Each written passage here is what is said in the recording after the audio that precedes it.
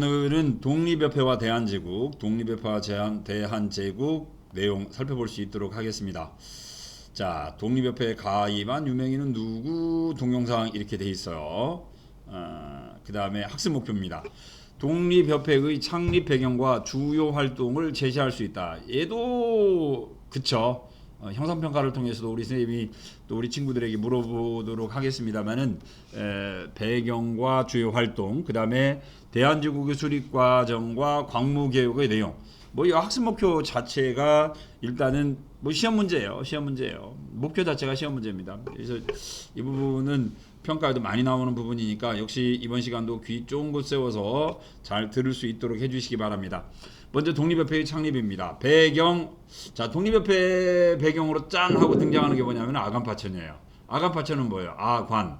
옛날에는 러시아를 뭐라고 불렀냐면 아라사라고 불렀어요. 아라사. 그래서 여기서 이야기하는 아간파천은 러시아 공사관이에요. 파천, 임금 수도를 천도했다는 이야기죠. 그래서 러시아 공사관으로 수도를 천도했다. 뭐 수도를 러시아 공사관으로 천도한 건 아니겠고요. 누가 러시아 공사관으로 피신한 거예요? 그렇죠. 고종이 러시아 공사관으로 피신한 겁니다. 이게 이제 몇 년이냐면 1896년 2월 11일이었어요. 10월 21일. 자, 고종이 러시아 공사관으로 피신함으로써 대한제국에 대한 러시아의 영향력이 강화됐고 조선에 대한 열강의 뭐예요? 이권 침탈이 심화됐다. 자, 열강의 이권 침탈은 무엇과 밀접한 관련성이 있어요? 최해국 대우라는 단어와 아주 밀접한 관련성이 있다고 그랬죠. 최해국 대우라는 것을 가장 먼저 등장한 건 어느 나라예요? 그렇죠. 조미수호 통상조약이었죠. 미국과 조약을 체결하면서 우리나라가 미국에게 최해국 대우 약속을 해줬는데요. 그 다음에 이제 미국 다음에 조약을 체결한 나라 뭐 영국, 러시아, 프랑스, 독일 그래서 모든 나라들하고 조약을 서양 국가들과 조약을 체결하면서 우리가 뭘 약속하냐면 최해국 대우라는 걸 약속을 해줘요. 그러니까 너희에게는 안 줬는데 다른 나라에게 주면 너희도 그걸 줄게. 그러니까 이제 고종 황제가 러시아 공사관으로 피신해 있다 보니까 러시아가 조선에 압력을 많이 가한 거죠. 뭐 울릉도 산림 채광권이라든가 그 다음에 두만강 유역에 있는 뭐예요? 뭐 광산 채굴권 이런 것들을 러시아에게 준단 말이에요. 러시아에게 주니까 영국이 그거 나도 안 줬는데 그래서 영국에게도 광산 채굴권 줍니다. 미국 그거 나도 없는 건데 역시 이제 누구에게도 미국에게도 광산 채굴권을 주게 되는 거죠. 산림재벌권 같은 경우에는 일본도 필요했겠죠. 산림재벌권 나도 없는데 러시아 줬으니까 나도 줘. 이러다 보니 고종 황제가 러시아 공사관으로 피신해 있던 아간 파천 기간에 열강은 우리나라의 이권, 돈이 되는 권한이죠. 돈이 되는 권리를 몽땅 가져갑니다. 몽땅 가져가요. 그래서 열강 이권 침탈이 본격화되고 우리나라의 자주권이 크게 어때요? 침해를 당했다. 이러한 상황에서 이제 어때요? 서재필 2월 11일 아간파천 있네요. 서재필이 1896년 4월 7일 날 독립신문을 창간을 합니다. 정부의 지원을 받아서 독립신문을 금방 말씀드린 대로 4월 7일 날 창간을 했고요. 이 독립신문을 만들었던 4월 7일 이 날이 바로 무슨 날이냐면 이 날이 무슨 날일까요?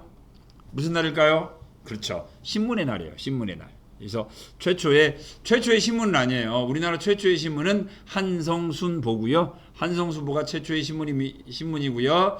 요 서재필이 만든 독립신문은 역시 최초는 최초예요. 무슨 최초일까요? 뭐 두 가지 측면에서 최초네요.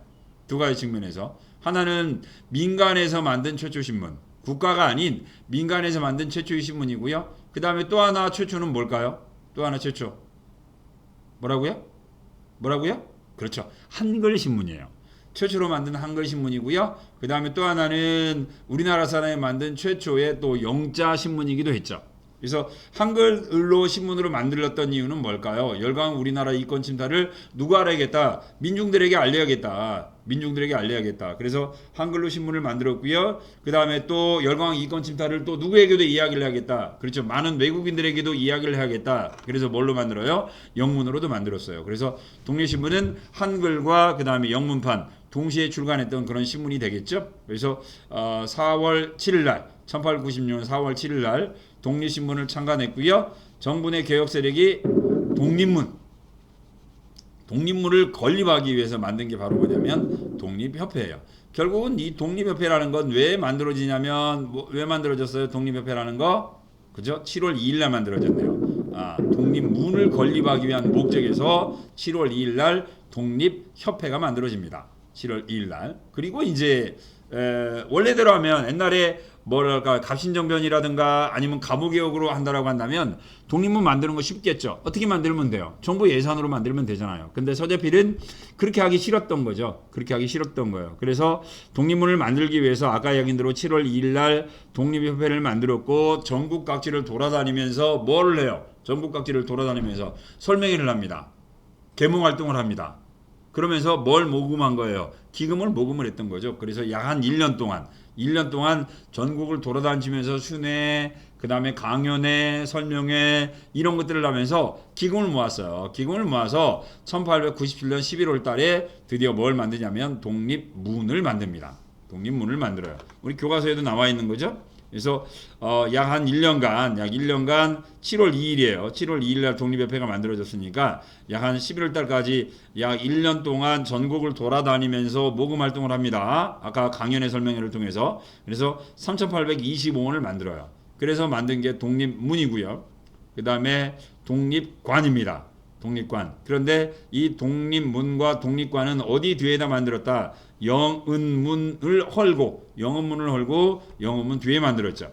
여기 보니까 영은문이라고 돼 있어요. 이 영은문은 청과의 4대 관계를 상징했던 거죠. 청나라의 사신을 맞았던 문, 영은, 맞이할 영자, 은혜 은자, 은혜를 받아들이는 문, 은이었는데 영은문을 없애버리고 그 자리에 뭘 만들어요? 독립문을 만들었던 거죠. 그래서 이제 우리는 더 이상 뭐가 아니다.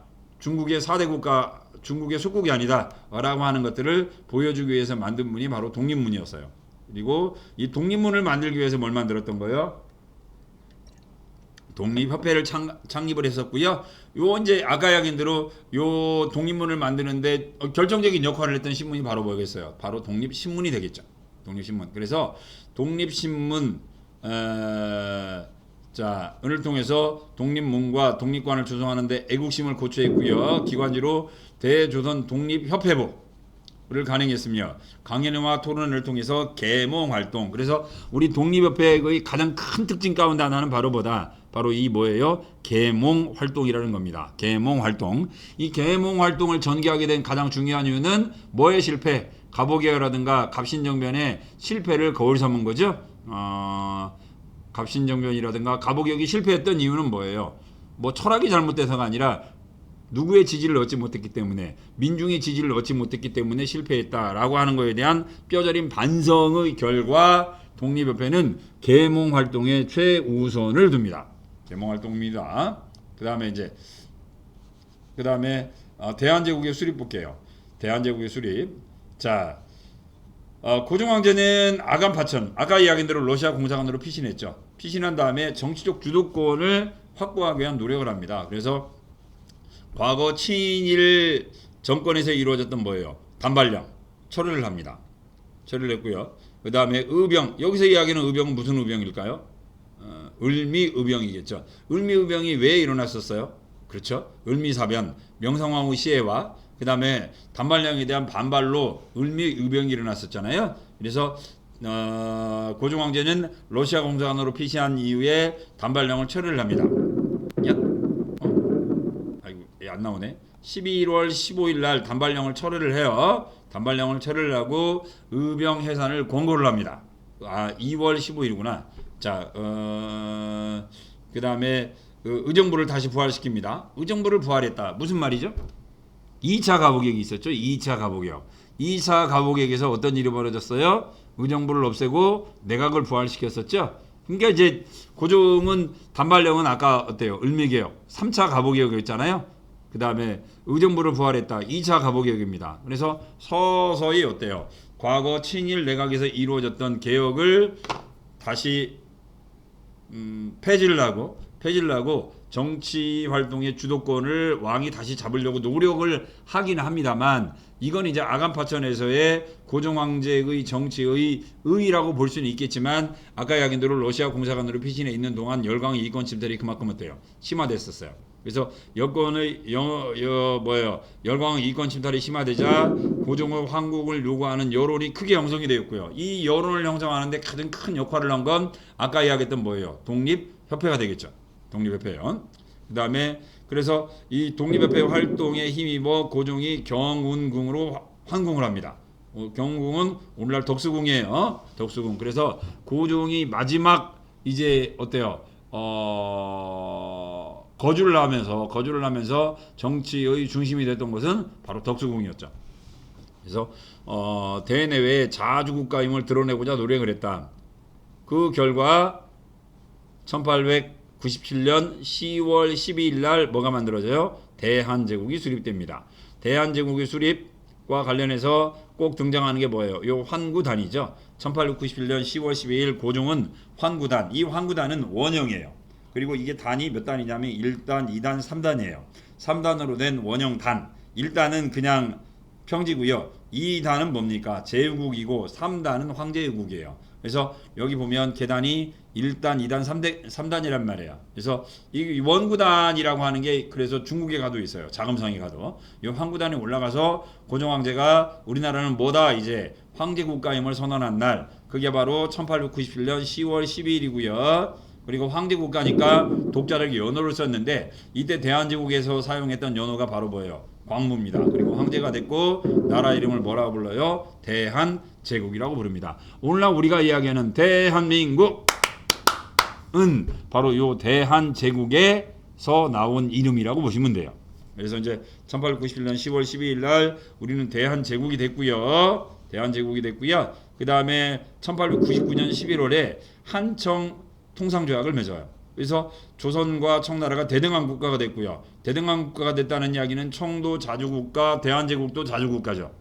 그래서 청나라가 대한제국을 승인을 했고요. 대등하게 영사재판권을 설치합니다. 두 나라 다 뭘 설치해요? 영사관을 설치를 합니다. 영사관. 그 다음에 청나라 상인이 우리나라에 와서 이제 장사를 하는 걸 단속을 했고요. 그 다음에 국경에서 미립국도 금지를 시킵니다. 근데 국경에서의 미립국을 금지를 시키려면 뭐가 있어야 되겠어요? 뭐가?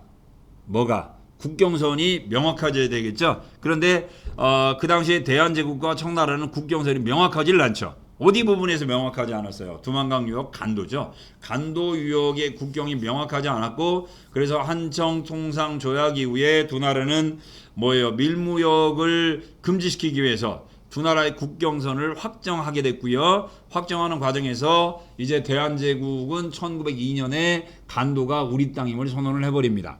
그죠? 이 고종황제는 이범윤이라는 사람을 북간도에 보내죠. 북간도에 보내고 이범윤을 간도 관리사로 임명을 함으로써 간도를 우리 땅으로 선언을 하죠. 우리 땅으로 선언을 합니다. 그게 바로 이제 1902년이었고요. 그 간도와 관련된 이야기는 뒤에 가서 한번 또 살펴볼 수 있도록 할게요. 자, 아무튼 아간 파천 이후에 열강 이권 침탈이 심화됐다. 그러자 고종의 환국을 요구하는 여론이 높아졌고 환궁을 하고 그래서 대한제국이 수립됩니다. 자, 아까 그 고종 황제가 경운궁으로 환궁을 했고 대한제국이 수립되는데 결정적인 활동을 했던 단체가 바로 뭐예요? 독립협회라고 불렀죠. 자, 독립협회 활동, 이권수호 운동 뭡니다? 구국운동산소문. 여기 구국운동상소문. 이건 이제 1898년 1월입니다. 1월에 국가의 국가대문 둘이 있으니 하나는 자립이고 하나는 자수 스스로에 의한 정치입니다. 그런데 자립에서는 재정권, 병권, 인사권을 자주로 하지 못하고 자수에서는 제도와 법도가 행해져 있지 않으니 국가가 이미 국가가 아닌즉 얼찌그럴찌고 그래서 우리도 뭐예요? 황제권을 자주하고 국권을 자립하소서. 요걸 1898년 1월에 구국운동상소문을 올립니다. 그리고 만민공동회를 개최를 했죠. 이 만민공동회는 1898년 3월 10일입니다. 3월 11일 날 종로 한가운데서 만민공동회를 개최를 했고요. 그런데 이 만민공동회는 이때만 개최된 게 아니에요. 이때만 개최된 게 아니라 일주일 단위로 매일마다 개최가 됩니다. 일주일 단위로. 그러니까 1898년 3월 10일 날, 그 다음에 그로부터 일주일 후 매일마다 만민공동회가 종로에서 열렸고요. 그때마다 주제가 바뀌었어요. 그리고 만민공동회가 열릴 때마다 약 한 만여 명 이상의 군민이 참석을 했었죠. 만여 명 이상의 그런 일반 민중들이 참석을 해서 매일마다 이제 어때요? 강연을 하고 토론회를 했었어요. 이제 그러면서 이 만민공동에서 3월 10일 날 첫 번째로 뭘 요구를 했을까요? 러시아 군사 공무원의 철수를 요구합니다. 그 다음에 4월 달에는 한너은행의 철폐를 요구를 했던 거죠. 뭐예요? 우리나라의 이권을 지키고 우리나라의 어때요? 자주국권을 수호하기 위해서 러시아 군사고문, 그 다음에 한너은행 철폐 이런 것들을 요구했고, 이게 이제 받아들여짐으로써 러시아 군사 고문단도 철수를 했고요, 재정 고문도 철수했고요, 한너은행도 폐쇄했고요, 러시아가 전용도, 여기서 이야기하는 전용도는 부산 있죠. 부산에 가면 영도가 있어요. 오늘날 한국 해양대학이 있는 데가 바로 영도인데요. 그곳에서 러시아가 저탄소를 만들려고 그래요. 왜냐하면 이때 당시의 선박은 다 뭘로? 증기기관이잖아요. 그래서 석탄으로 움직였는데 러시아를 조차를 하고 빌려가는 거죠. 조차를 하고 여기에다가 이제 뭘 설치하려고 그랬어요. 저탄소를 설치하고 여기에 러시아 군항을 만들려고 그랬었어요. 그런데 이것도 역시 독립협회의 뭘 통해서, 만민공동을 통해서 그거 하지 마라. 그죠?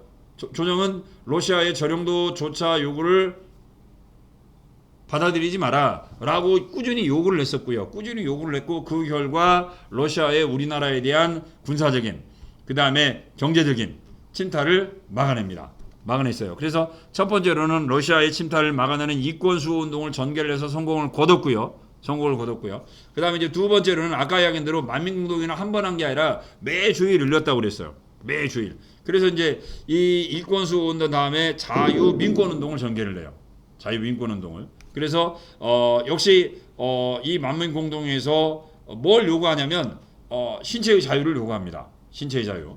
그래서 민권 보장책 5개조를 8월 4일 날을 또 역시 이제 만민공동회에서 8월 달에 요구를 했고요. 요건 이제 독립신문에서 이제 또 뭐 한 거예요? 보도를 한 거죠. 보도를 한 겁니다. 인민생명재산. 그 다음에 사람을 마음대로 체포 구금하지 못한다. 그 다음에 잡아간 이후에는 어때요? 재판하여 죄상이 뚜렷하게 제시되기 전에는 죄인을 다스리지 못할 일, 무죄 추정 원칙이라는 이야기죠. 무죄 추정 원칙. 그 다음에 24시간 내에 법관에게 넘겨져 재판을 청할 일. 그러니까 마음대로 뭐 하지 말라는 이야기예요. 구속하지 말라는 이야기예요. 그죠? 구속을 했으면 24시간을 넘기기 이전에 뭐를 내라? 재판을 내라. 그 다음에 또 어때요? 누가 잡아가면 뭐라는 이야기예요? 친인척에게 미리 알리라는 이야기죠. 그래서 이런 민권, 근대적인 의미에서의 민권 보호책 5가지를 요구를 합니다. 그죠? 그래서 역시 받아들여졌고요. 그 다음에 언론, 출판, 집회, 결사의 자유도 요구를 합니다. 어디에서? 만민공동회에서. 그 다음에 요 만민공동회에서 뭐 주장하냐면 역시 국민참정권도 요구를 합니다. 국민참정권도 요구해요. 다른 나라들 보니까 다 뭐가 있더라? 의회가 있더라. 의회를 통해서 정치를 하더라. 따라서 우리나라도 왕이라든가 아니면 몇몇 관료들에 의한 정치가 아니라 민중의 의견을 중심으로 한 정치를 내라. 그죠? 그래서 국민참정권 요구. 그 다음에 관료의 부정부패 또한 역시 어때요? 만민공동회에서 폭로를 합니다.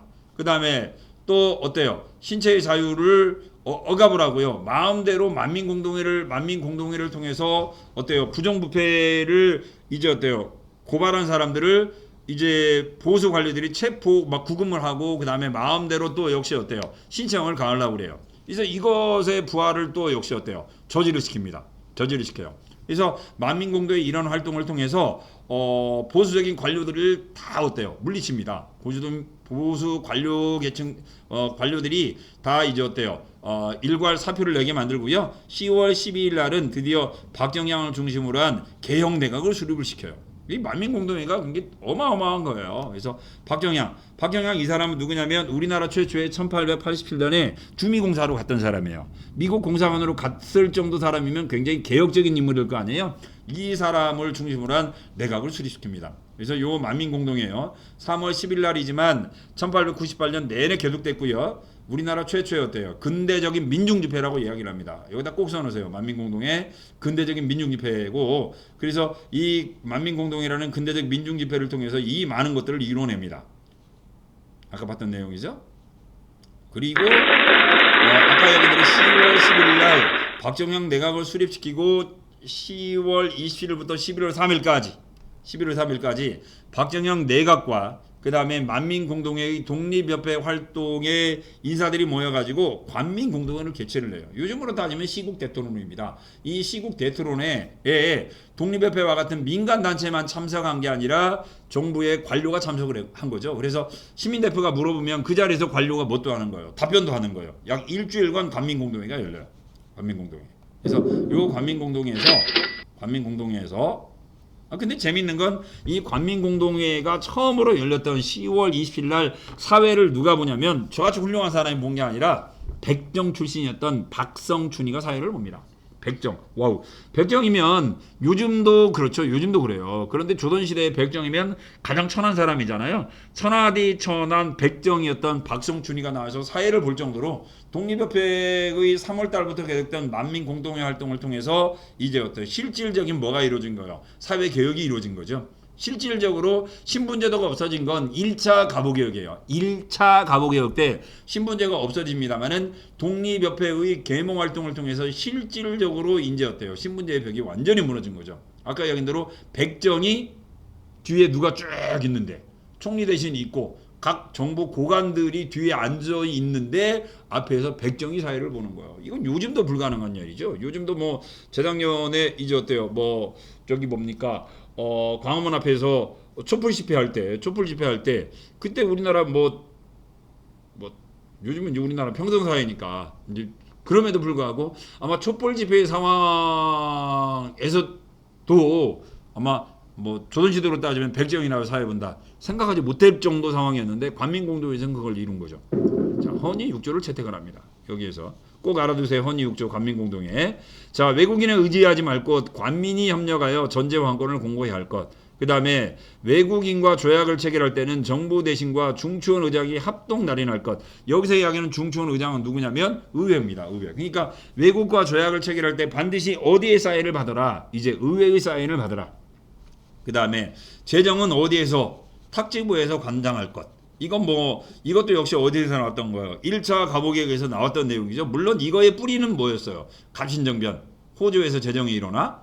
자, 1차 가보개혁 탁지함은 역시 이제 어때요? 독립협회 헌의 6조에서 다시 한번 또 이야기를 합니다.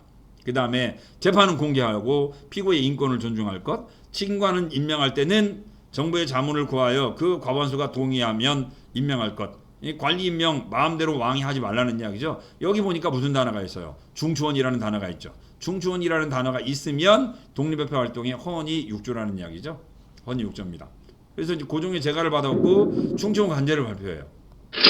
아까 이야기한 대로 중추원이면 우리나라 최초의 의회가 되는 겁니다.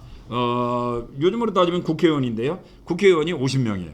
50명인데 황제가 25명을 임명하고요. 그 다음에 독립협회와 같은 민간단체가 25명 임명을 해서 아까 이야기한 대로 외국과 조약을 체결하거나 법률을 만들 때 반드시 어디에 중추원의 동의를 받을 것을 규정을 합니다. 규정을 해요. 그래서 이 독립협회는 끝까지 뭘 주장을 해요? 갑신정변, 그 다음에 가보개혁에서 주장했던 이펑군주제의 원칙을 끝까지 관철시키려고 노력을 합니다. 이게 바로 며칠이냐면 11월 아까 이야기했던 대로 이게 며칠이냐면 12월 중추원 관제를 만드는 게 11월 2일이었어요. 11월 2일.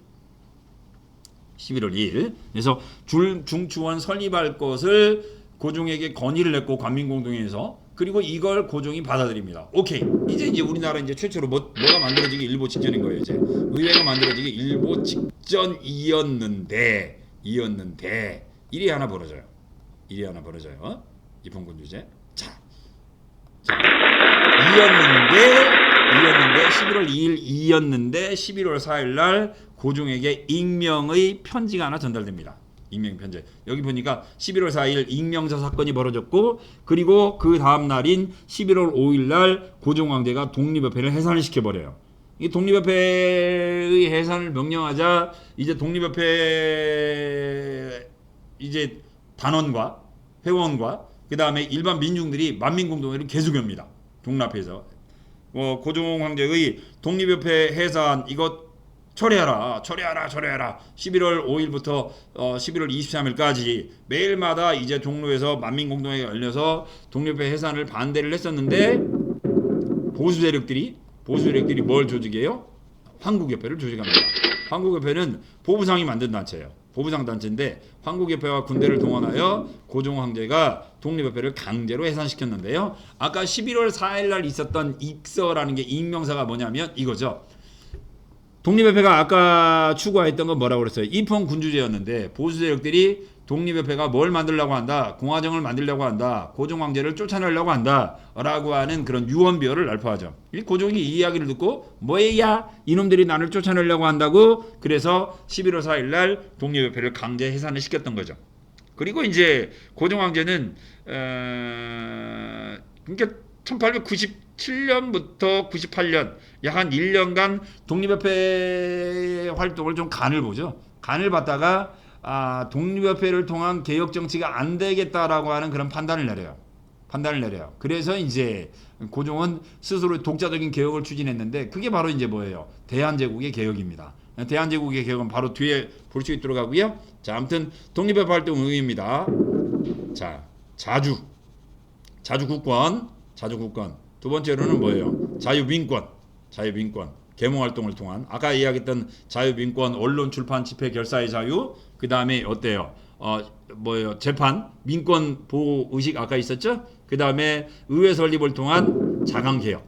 그래서 독립협회 활동하면 세 가지를 이야기합니다. 자주국권, 자유민권, 세 번째는 뭐예요? 자강개혁. 여기 자주국권입니다. 자주국권. 그래서 독립협회 활동하면 우리가 3자를 이야기를 하고요. 의입니다. 자, 갑신정변과 갑오개혁의 한계를 극복하고자 노력을 했다. 왜? 이 독립협회는 아까 이야기했던 자주국권, 자유민권, 자강개혁을 뭐 몇몇 관료라든가 몇몇 사상가들을 한 게 아니라 만민공동회라는 활동, 만민공동회 무슨 활동을 통해서 계몽활동을 통해서 이걸 이루려고 그랬죠. 계몽활동을 통해서 이걸 이루려고 했다. 그래서 갑신정변과 갑오개혁의 한계를 극복했다. 그러나 한계는 뭐예요? 러시아만 그 침략국이고 특히 이제 일본이라든가 특히 미국 이제 이런 나라들의 침략성을 제대로 인식하지 못한 한계가 있었다. 그렇지만 독립협회는 한계보다는 뭘 많이 이야기를 합니까? 의의를 많이 이야기를 합니다. 자, 만민공동회를 통한 계몽 활동을 통해서 자주국권, 자유민권, 그 다음에 어때요? 자강개혁을 이루려고 했다. 자, 독립협회입니다. 자, 대한제국입니다. 자, 고종 황제는 독립협회의 해산 후 황제권 강화를 시도합니다. 아까 이야기한 대로 독립협회를 통한 개혁을 시도를 했는데 약 한 1년간 시도를 해요. 그래서 입헌 군주제를 통한 개혁을 시도하려고 했는데 이게 아니다라고 생각한 이후에 독립협회를 해산을 합니다. 아까 1898년 11월 5일 날 독립협회를 해산을 하고 황제권 강화를 시도합니다. 그래서 원수부를 만듭니다. 원수부. 그래서 기존의 군부 세력을 약화시키고 모든 군대 권한을 황제가 장악을 합니다. 그래서 원수부, 그 다음에 군부 예산을 확충을 합니다. 그래서 무관학교를 설립해서 신식 장교를 양성을 하고요. 그 다음에 내장원을 설치합니다. 여기 원수부를 설치했는데 그래서 국내부 산하에 왕실 사무를 담당했던 국내부 산하에 내장원을 만들고 여기에서 조세를 징수하고요. 그 다음에 왕실 중심의 다양한 수익 사업을 함으로써 황제가 막대한 재원을 확보해서 개혁을 주도를 하려고 합니다. 그러니까 이제 한마디로 표현하면 대한제국은 독립협회의 입헌 군주제와는 정반대로 가는 거죠. 입헌군주제와는 정반대로 모든 것들을 누구 중심으로? 황제가 중심이 되고자 하는 개혁을 추진해요. 그래서 이때 황제가 러시아에서 뭣도 사와요? 신식 군함도 사옵니다. 그죠? 그 다음에 또 어때요? 러시아라든가 아니면 일본 중심의 신식 군대를 다시 만들어서 이제 어때요? 군사력도 강화시키려고 하는 그런 노력을 합니다. 그런 노력을 해요. 자, 그리고 나서 대한국제를 반포합니다. 1899년 대한국국제. 이거 보면 기가 막혀요. 자주 독립 제국이다. 황제의 나라입니다. 그 다음에 정치는 만세불변의 전제정치이다. 이게 입헌군주제하고 이제 정반대죠. 전제정치입니다. 대한국 황제는 무한한 군주권을 누린다. 모든 권한은 다 누구에게 있다? 군주에게 있다. 군대도 역시 누가 갖는다? 군주가 갖는다. 법률도 아까는 우리 이제 뭐 있었어요? 독립협회 때 중추원에서 입법한다. 아니에요. 다 없애버려요. 법은 누가 만든다? 누가 만들어요? 황제가 만든다. 그 다음에 아까 중추원 독립협회 외국과 조약 체결을 하면 중추원 허가 없어요. 역시 누구 마음대로 한다. 왕 마음대로 한다. 이제 이처럼 모든 권한을 누가 다 가졌어요. 뭐 입법권이라든가 그 다음에 외교권마저도 황제가 다 가져가요. 그러다 보니까 어떤 일이 벌어질까요? 을사늑약과 같이 황제가 모든 권한을 다 가지고 있다 보니까 이토 히로부미가 누구 한 명만 협박을 하면 돼요. 그죠? 고종황제가 한 명만 협박을 해서 고종황제가 도장 찍으면 이제 어떻게 되는 거예요? 조약 체결되는 거죠. 오케이?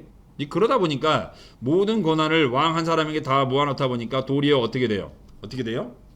대한제국이 쉽게 망하는 그런 결과를 가져오기도 합니다.